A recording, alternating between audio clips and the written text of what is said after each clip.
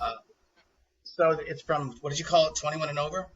Yes. All right, and so you guys were kidnapped by these sorority girls because why did they kidnap you? You guys behaved wrong or something? So we You were snuck. So idiots? we thought Jeff was at one of those houses earlier that someone sent us to, but it ended up being a wrong sorority house, and he wasn't in there. Uh-huh. And then there was like these pledges that were blindfolded, and they basically I kind of like influenced Casey to like mess with them, and it's all like, dude, they think we're like hazing them. We're a part of this, so So we got those girls to do. So we got those girls to like basically kiss in front of us and do stuff. So they kidnapped us and basically made us do the same things that okay, we made them do. because you messed with these sorority girls because they Yeah, thought that you had that kind of power. yeah. And so They, now they the whole found out the sorority, truth that it was bullshit, and so now they're punishing you. And is that yeah, correct? they kidnapped us and they just made us do the same things we did Yeah. to them. Okay. And then they left you out on the campus, outside. It's cold, and you're trying to find your best friend who has a job interview. You have no idea where he is, and you guys were totally hammered and drunk. And now it's like probably what, like 5, 6 in the morning or something. Yeah, Yeah. 6 in the morning. Okay. All right. Here we go. Turn off. I don't have any lines, right? No. Okay. Here we go. Ready and action. None of that ever happened. Ever. Hi. How are you? We need to find some clothes, man. Find some health services. All right. It's already 6 a.m. We need to hurry up and go find Jeff Chang already. Dude, if I walk any faster, my sock's gonna fall off. This is all your fault, you know. What? You made Jeff Chang go out and get wasted. You fucked with those Latin sorority girls. You pulled a gun on Randy. Oh, look, you cannot pin all this on me, Casey. You know, you're the reason why we're currently walking around campus at 6 in the morning wearing only socks on our cocks. Okay, I'm sorry for trying to show you guys a good time. God. Okay, you know what, man? We're done.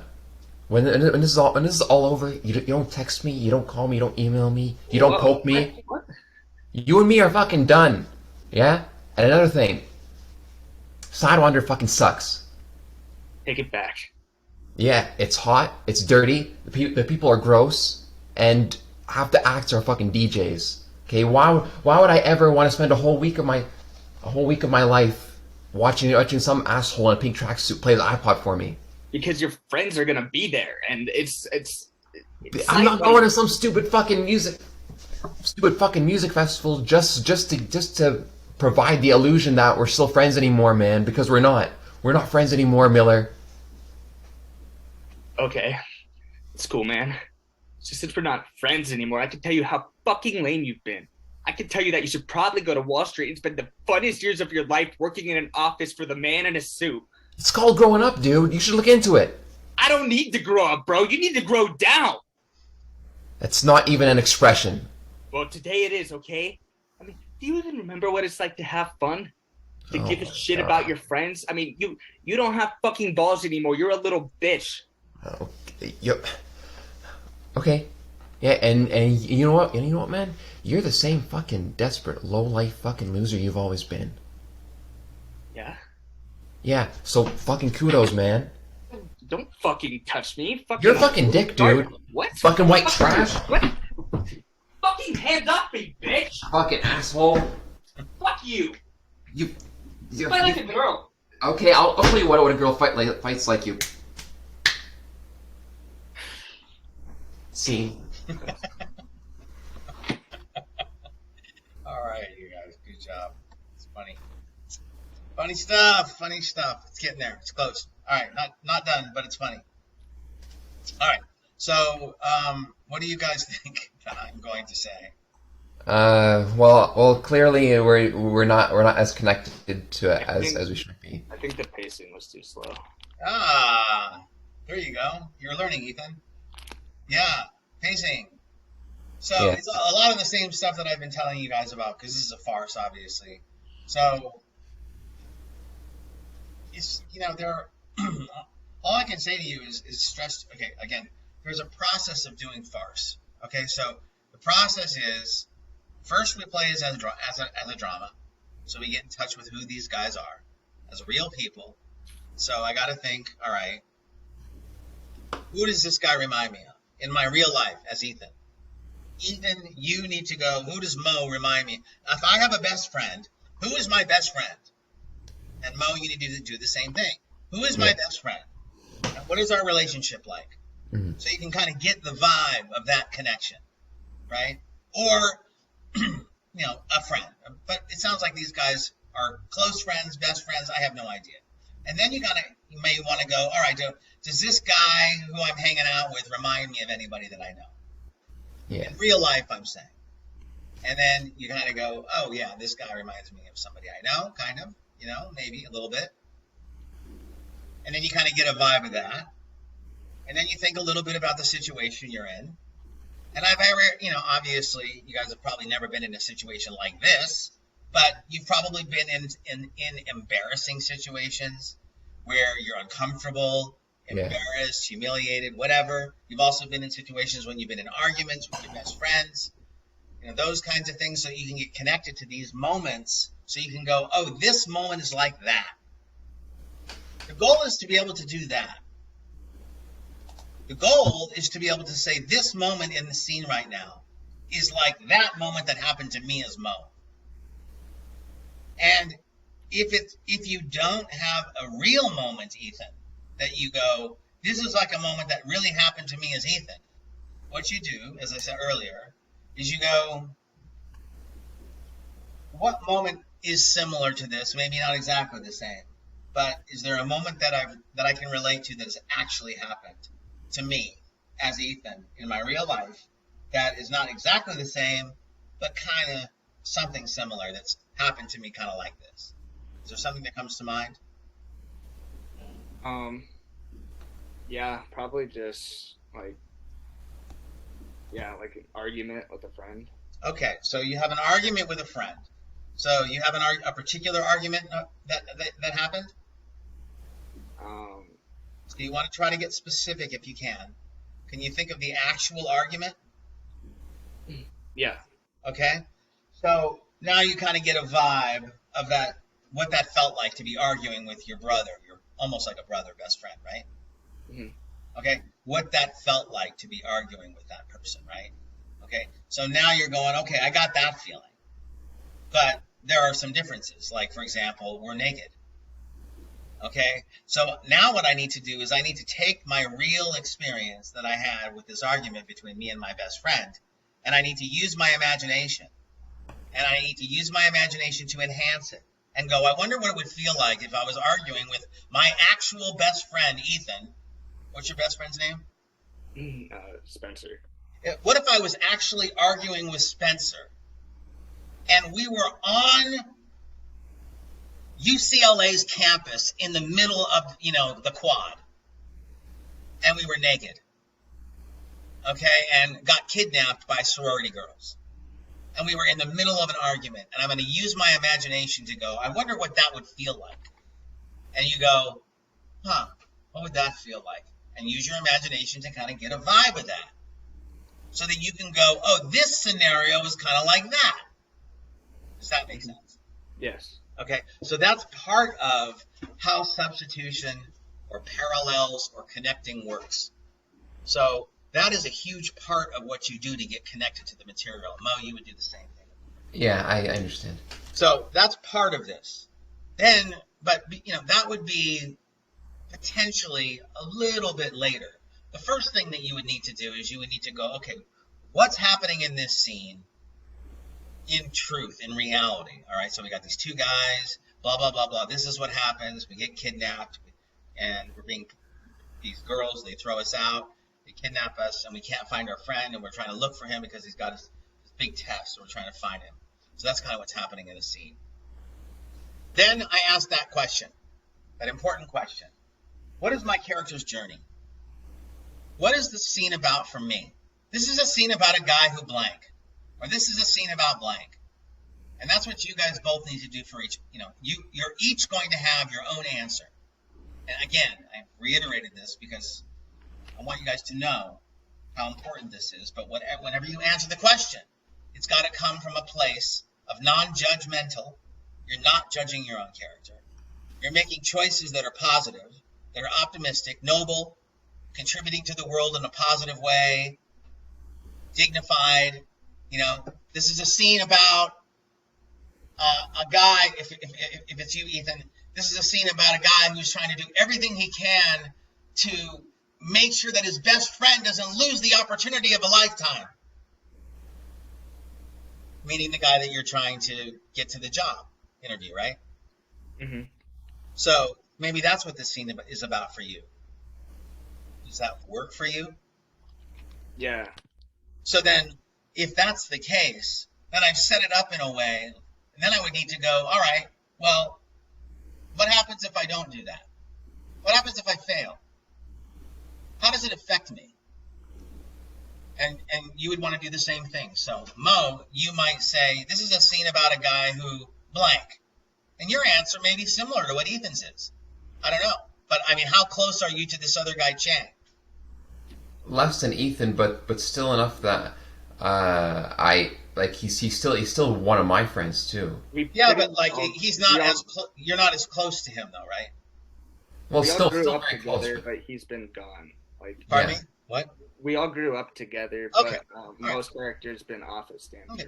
So for you, Mo, it could be a similar answer. This is a scene about a guy who's willing to do whatever it takes to make sure that his friend doesn't lose the opportunity of a lifetime. But then, if we all have the same journey, how are we going to be different from each other? Don't worry, we'll get there in a second. This is your own journey as far as what this scene is about for you. Now, the way you cope with it and the way you deal with it, that's going to come out in the conflict between the two of you. I mean, you both can have your own way of going about to try and find your friend, but in doing that, you're pretty pissed off because of the situation you're in right now. Does that make sense? Thanks, Stacey. So the conflict the conflict would come from basically. Well, the conflict is going to be, you can both have the same. Let's say you're on a football team together, okay, and the goal is to win the game, and you're arguing with one of your teammates. We both want the same thing in the end. You both want the same thing. So how's that different? It's not. Same thing. You can both want the same thing, but look what Ethan has done, and look at the position he's put you in. Didn't you say you made it harder for me to do my journey.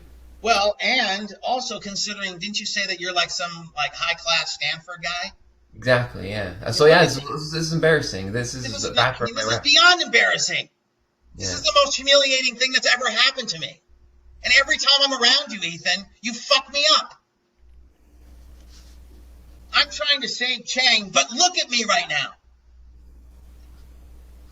I'm a fucking Stanford guy. You can't even get into the fucking local junior college, you fucking idiot. That's your attitude. Does that make sense?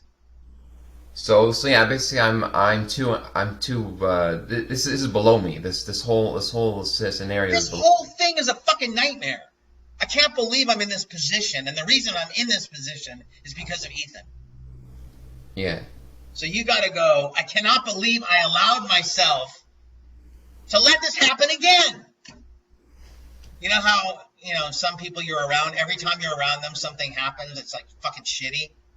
I don't know if there's ever happened to you. You know anybody like that? Like you always get something bad happens. Like some get into trouble or something happens or whatever. It just doesn't go the right way. Yeah. So I don't know if you know anybody like that. I'm not sure if I know anybody like that, but I know there are people out there like that. Mm-hmm. But now how does that now that was actually really helpful, Brad. But now how does that interact with the journey we just discussed? You're both on the same path. Our path is we gotta find this guy. Yeah. And I'm gonna do whatever I gotta do to find him. And you're and as I'm trying to find him, you're sitting here saying this is my fault. Mm-hmm. So Ethan is blaming me. Well, I'm blaming him. You're blaming him, and he's blaming you.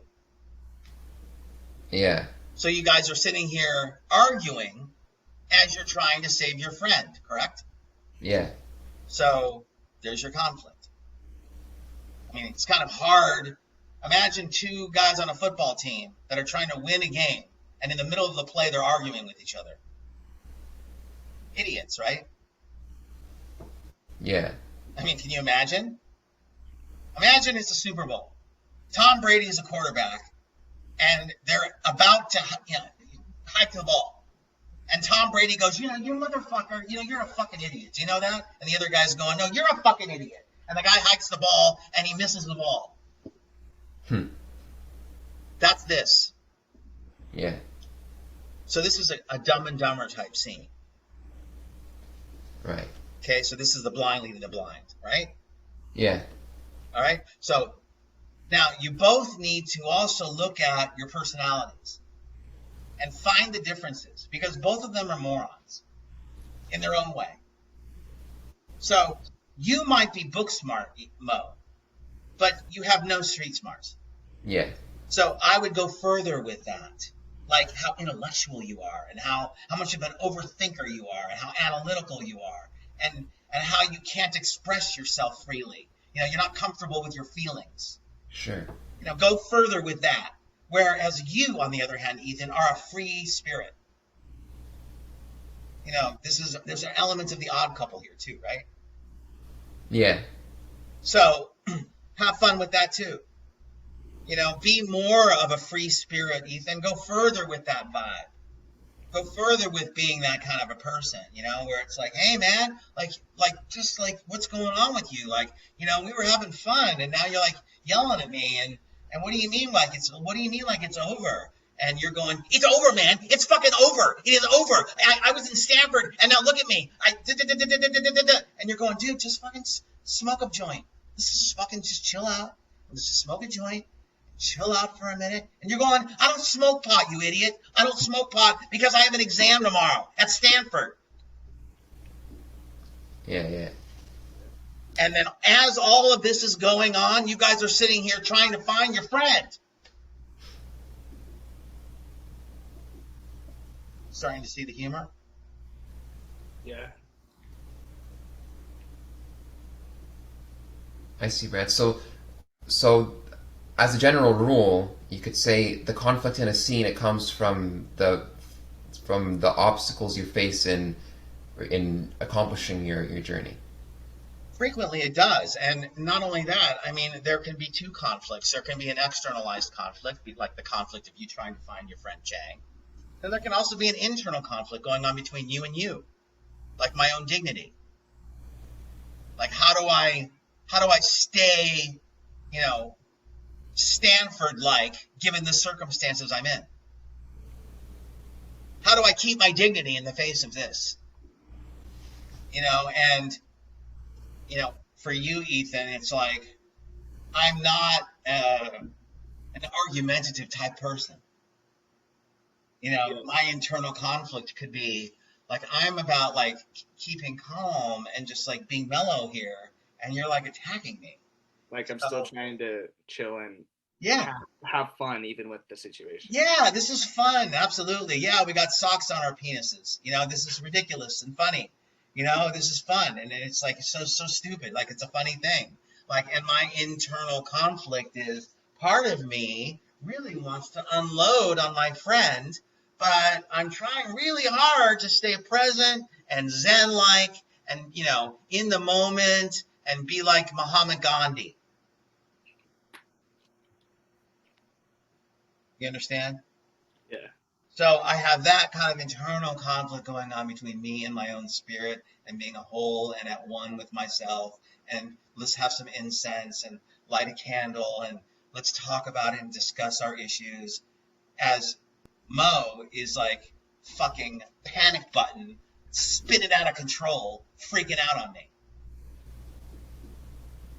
So you guys have to be on two completely different energies. Yeah. So you have to have a mania about you, Mo. Like you have to be manic, totally intense, frenetic, flipping out, and you have to be the lost, confused, like I don't understand, like what the problem is type vibe, Ethan. Like, you know, like when there was a moment, Ethan, that you kind of like smiled at a girl or something, Yeah. which was kind of funny, but like, I think that's kind of like part of your personality of this guy that you're playing, that these girls are looking at you and you're going, yeah, it happened. Fuck it. You know, I admit it, we got caught. And you're just kind of like walking in the middle of the quad with the sock on you, and it's just like, yeah, guys, yeah, it happened. You know, it's funny. And, you know, some girls are looking at you and laughing, and you're laughing back, and you're like, kind of like, you know, kind of embarrassed, but not really that embarrassed, Ethan, because it's a college prank. And you, on the other hand, Mo, are going, this shit doesn't happen to me. Yeah. This shit doesn't happen to me. It's never happened to me. It's never going to happen to me again. And, you know, as you're flipping out, saying, you know, I can't believe this is happening to me, Ethan is kind of like, dude, what's the fucking problem? You see that blonde over there? Look at that. She's hot. She's checking you out right now. Go get her number. Go get her fucking phone number, dude. You're going, how am I? And Mo, you're going, oh my God, my head's going to explode. Yeah. That's where it's going to head into that whole conversation where you go, you know, you're going to be on Wall Street and you're going to die, or whatever you say, and doing a job you hate, or whatever you say, Ethan. Yeah. It's gonna. That's where this is headed, because of the way you think, Mo. And you know, your attitude, looking at Ethan, would be like, and you're going to end up homeless. You know, and Ethan may say, yeah, I may end up homeless, but I'm going to be fucking happy at least. I'm going to be living free and having a good life and happy life. Not going to be like you, having an ulcer every fucking day about everything. Mm-hmm. You understand? I get it. Yeah. I know there's something funny you guys can do with your hair. I'm just not sure what it is yet. I can't figure out what it is, because you guys both We'll have think of this, something, right? yeah, you guys, I mean, you both have these long manes of hair, but I think there's something funny here. I don't know what it is yet, but like, how would each of you do your hair differently from each other? You know? I think the idea is, Brad, we're coming from a place where we're not really kind of, well, we don't have anything on. We were just kind of brutalized by these students. Yeah. So we kind of just figured that we wouldn't have any. Oh, well, actually, we could have, because yeah, I see what you mean. Yeah, I mean, you could still be brutalized, but I mean, hair could still have a certain style. I mean, you know, it would not shock me, Ethan, if you were like thinking it was like fun to have your hair like a ponytail, like that goes straight up, you know, and just poofs out, you know, just because it's fun. Yeah. You know, just because it's fun. That's the only reason. You know, and you know, Mo, your hair would be like combed perfectly. You know, and you'd have to kind of figure out, well, how can I do this with long hair? Because I need to be a character that would have long hair. But I'm also very sort of conservative and analytical. But, you know, I'm also the kind of person that is proud of the mane of hair I have. So you have to kind of figure out organically how that works. Yeah. But I would, again, it's a farce. So we're talking about very heightened, very strange, very quirky characters. Your argument that you guys have, it is so not even in the universe of the blowout it needs to be. I can't even tell you how much further you need to explode on each other. I love the idea that you fall out of camera and slap each other around. That's great. But the actual part that I see, I mean, we should hear you 14 buildings down in the campus. That's how loud this argument needs to be. It's a farce. We are talking about very strange, very quirky, eccentric characters. Very weird characters. So if you're going to be manic and intense, Mo, You've got to be further with that. Mm. How far, if I were playing your part, Mel, I would be going, how far can I go with my manic quality and my OCD? I And know. go as far as you possibly can. Like I can't even talk to you right now because I am so fucking angry because you are such a fuck up. Like whatever you decide to do, it needs to go further. And on your end, Ethan, how far can I go with being that free spirit? Like when he's getting all intense on you, do you just kind of like look at him and go, dude, like, you need some value? Yeah. Do you think I would eventually, I don't know, fall out of that more though towards the end? Yeah, I mean, I think eventually he's going to get under your skin. Because there's, Because it does head to that argument, right? Yeah. So, I mean, you can only be peace, love, and granola so long until he crosses the line.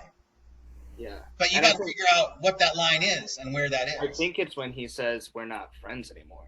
Like, okay, so we're not friends anymore. Like, and so what does that mean to you? Like, that's horrible to me. Like, these are my two closest friends, and all I care about is having fun with them, and so, I can't lose that. That's the best part of my life right now. Okay, so it's the best part of your life, and you've lost one of your best friends. But what I'm asking, I guess, is what about why you lost your best friend? What if, look at it this way, what if you lost your best friend because he gave you $1 million? Do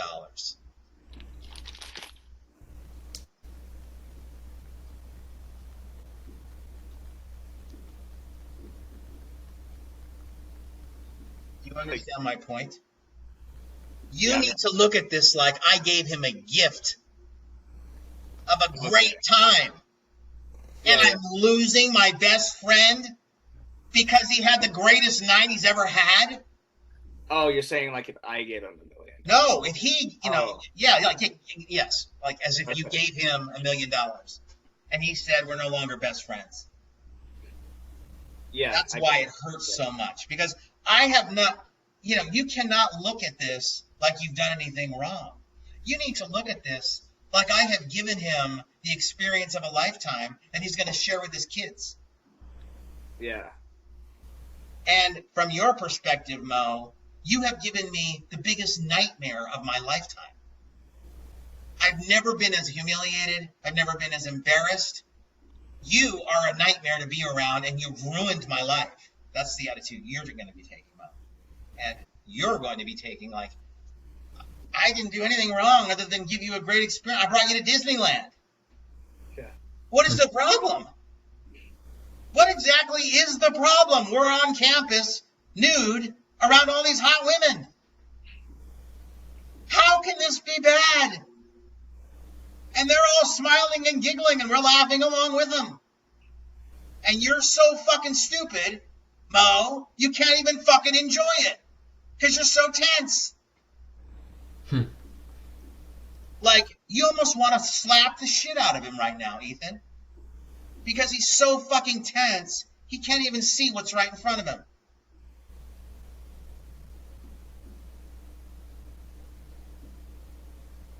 him.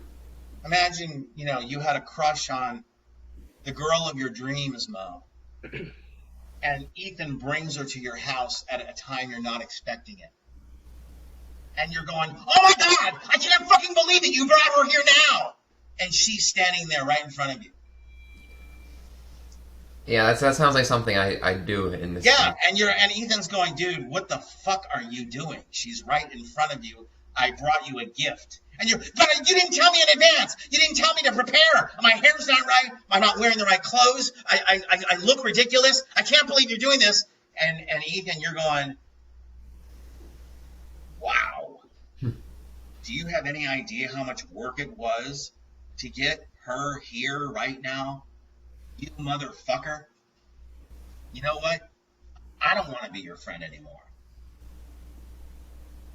Do you understand? Yeah. This is the fleshing out process. This is the rehearsal process that you do on your own. And in addition to everything else that we've talked about, you've got to work on the pacing and the pauses and the punchlines.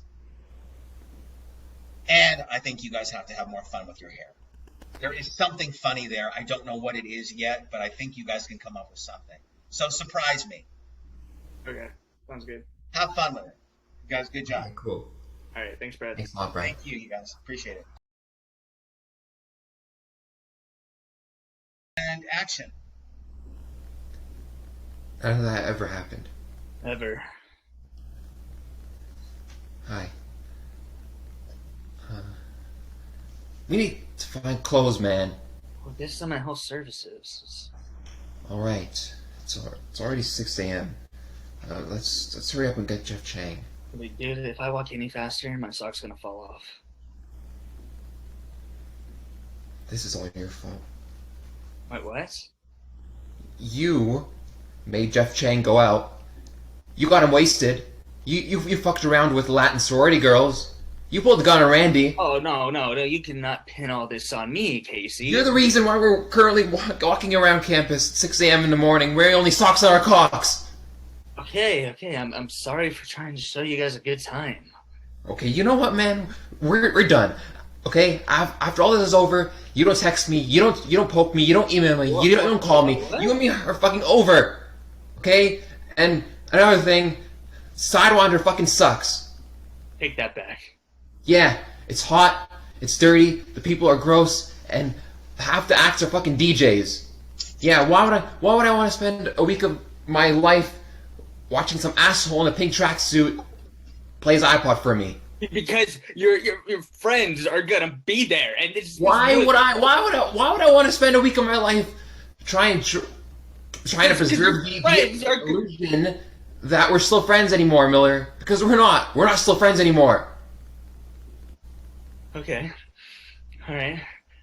So since we're not friends anymore, I can tell you how fucking lame you've been. I can tell you that you should probably go to Wall Street and spend the funniest years of your life in an office working for the man in a suit. That's what it's gonna be, Casey. It's called growing up, dude. Why don't you look into it? I don't need to grow up, bro. You need to grow down. It's not even an expression. Yeah. Well, today it is, okay? I mean, look, do you even remember what it's like to be cool, to have fun, to give a shit about your friends? You changed. You don't have balls anymore. You're a little bitch. Yeah. Okay. You know what, man? You're still the same fucking annoying low-life fucking loser that you've always been. Yeah. Yeah. So fucking kudos to you, man. What? Don't fucking touch me. Don't start some shit that you can't finish, man. You're a fucking dick, dude. Well, fuck you. Fucking white trash. What? Fucking here. Hands off me, bitch! Here. Take that. Get down here! Ah!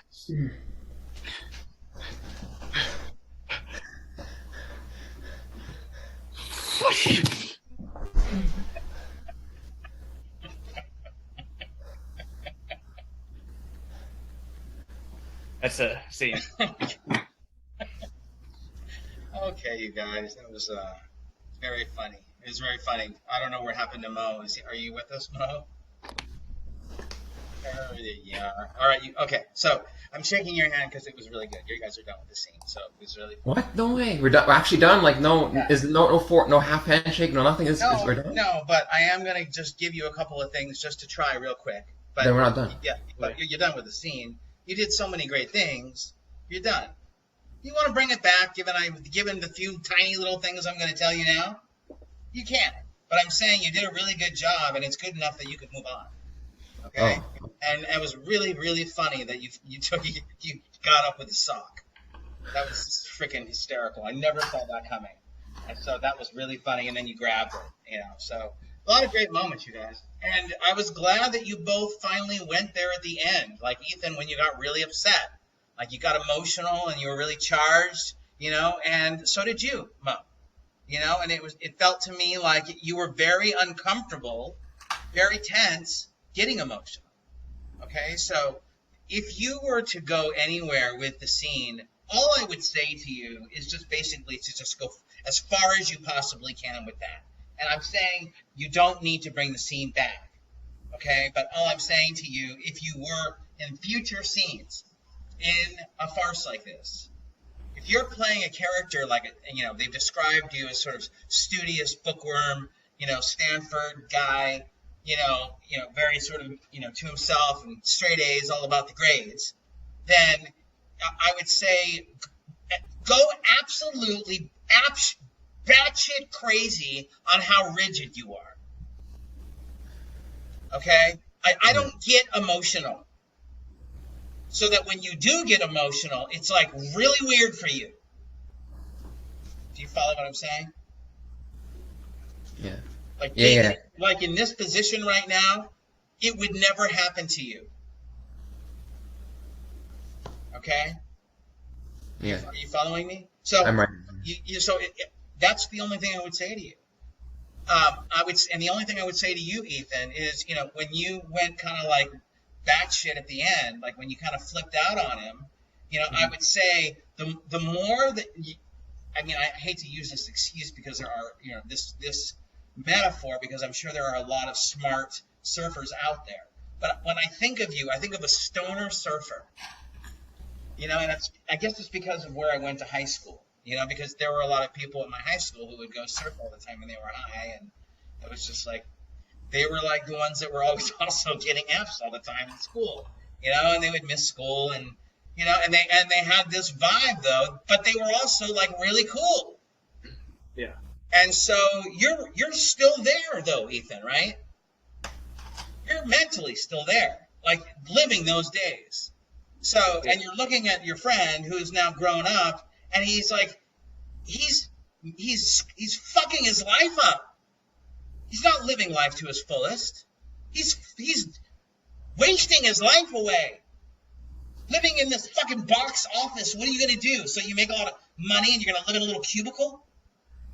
Is that what you want? Or do you want to like be free, like a free spirit, like we were in high school? Like where we live in the moment. So that would be the only thing I would say to you, Ethan, if there was anything, is just to go as far as you possibly can. And I would say to you, if you wanted to just get an example of what I'm looking for, have you ever seen that movie Fast Times at Ridgemont High? Yeah, Jessica Coley. Yeah. So, him. Imagine him. How he would get pissed off. How he would yell at his friend.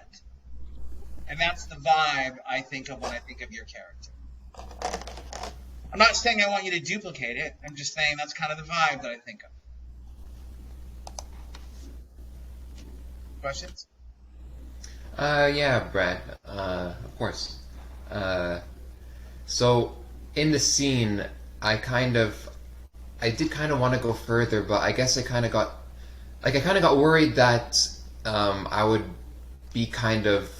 I'd become kind of like the what's the word that you use? But like when like a poor me kind of thing. Like there's no, this is poor me. This would be exactly the opposite of poor me. This is I'm a king. I'm the king, and you don't fuck with the king. It could not be further from that. What are circumstances that would make it a poor me thing? I mean, my life sucks. I'm never gonna make it. I'm a loser. Oh, so this is so basically here I'm fighting injustice, not. You're going. I am too good to be in this position. Yeah, that's in fact, you call him white trash. He's. I don't understand how that is when you both went to the same school. So what? That means you're both white trash? I mean, it's just weird, you saying that because that's how you see him, because he's not going, to work in Silicon Valley, for Apple. Instead he's like gonna live on the beach and like have a different life, but you see him as white trash. Yeah.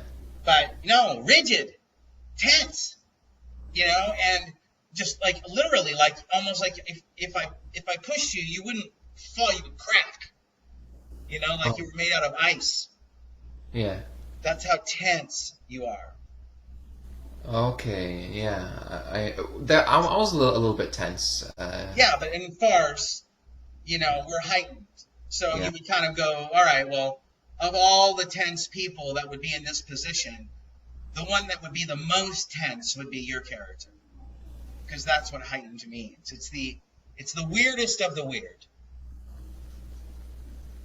So if there were, 100 guys like you, Ethan, that were like beach bums in this position, of all 100, the one that would be playing this role would be the most like stoned, fucking mellow, like life is good, I'm peace and love and granola, and you gotta just own it and whatever you do. You would be the one that's the weirdest of the 100 weird ones. Hmm. That's the farce we're talking about. But you don't need to bring the scene back. It's done. Okay. Okay? And just to note, Brad, I feel like this is relevant given what Lamont was saying. Just a short note. In my casting workshop that I did over the weekend. Yeah, so it's great. Yeah, it did go well. Yeah, thanks for all your help. Yeah. Yeah, she actually made a note that I was specifically very small, unlike everyone else. So I did the arrogance and stuff, Uh-huh. but she said like you did it without bashing me over the head with it. So that was really cool. That's about But, that's about the best compliment you could get from a casting director. yeah, she hardly, the only thing she told me was do it again. Let's do it again, but a little bit faster because the pacing was a little off. But Yeah, I mean, I guarantee you, 9 out of 10 actors there are doing like performing and big and trying to do stuff, be interesting, and I'm sure they're. well, there was a lot, Brad. Like in this class, I'm kind of spoiled. But anyway, the point I'm trying to make is, when the casting director came on after a break, she went through like 2 or 3 scenes where she was off camera, just like Lamont was, right? And these are the 2 or 3 people who came before me in the workshop, and they were actually doing it, Brad, just like Lamont said, like to the black screen. And as soon as it got to me, I'm like, can you turn your screen on? And she's like, she never realized that it was off, right? So, but obviously that was her mistake. But what got me was that the other students didn't even make a note of telling, like they wasted their money basically. Like they didn't. They just. I just felt like that's the big difference between being in your class with your students and like with the Vancouver actors. I mean, listen, there was a show on called Profiler. I don't know if you remember, it was on a long time ago, but it was a show on ABC. And I auditioned for it, and there was a character. This was before cell phone. Everybody had cell phones. Mm-hmm. Okay, and so they had phones, like actual phones in their office on the studio lot. So Yeah. I auditioned for Profiler, and the guy was on film. Mm-hmm. And so I was in my chair, and the guy was having, literally, the scene was me on a phone.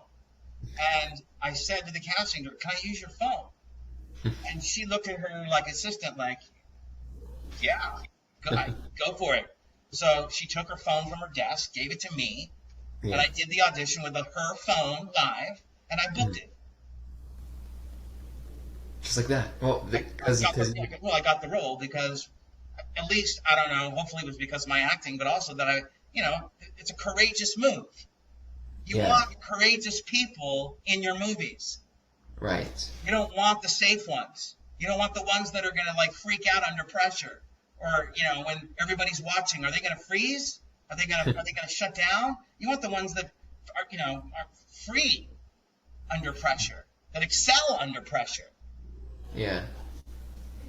So to answer your question, what you did was exactly right. She didn't even realize it, and the other 2 didn't even have the courage to say anything. Yeah. They didn't say anything. Yeah. And you did, which was exactly what you should have done. Can you turn the screen on? Oh my God, it's off. It's just like, that was exactly what should have happened with the other 2, and the other 2 probably felt like idiots. All right, you guys, good job. Way to go. Thank you. Nice work tonight.